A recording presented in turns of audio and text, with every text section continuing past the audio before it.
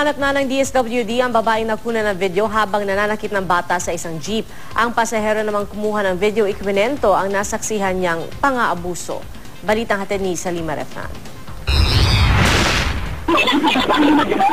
Nakapanlulumong panoorin ang videong kumakalat ngayon sa internet kung saan makikita ang isang babaeng nananakit ng batang kasama niya sa jeep.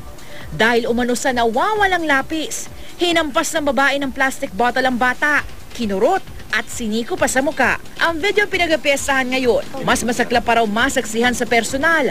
Ayon sa kumuha ng video, na itago na lang natin sa pangalang Maria. Awang-awa raw si Maria sa bata, lalo pat isang nawawalang lapis lang ang dahilan ng pananakit. Naisipan ko nga po bigyan sana siya ng lapis. Ayaw daw po ng magulang kasi meron daw po silang lapis. Sabi niya, hindi ko kailangan niya, may lapis kami. Kahit ang iba raw nakasakay sa jeep, hindi nakatiis sa pang-aabuso ng babae. Noon na po, inawat nga po siya. Nasabi lapis lang naman yun eh.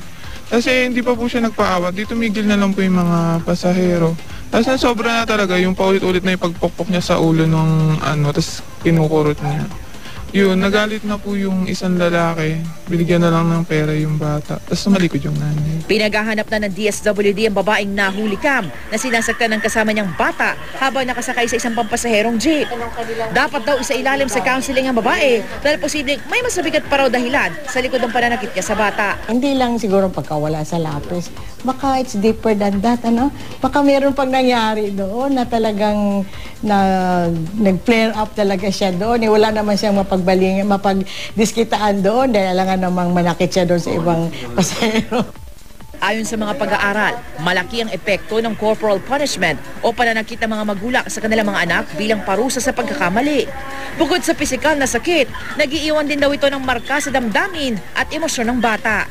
Ang bata, pag na-expose sa violence, ay will grow up na magiging violente,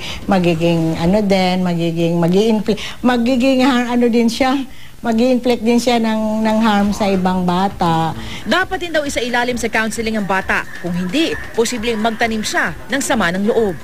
Salima Refran, GMA News.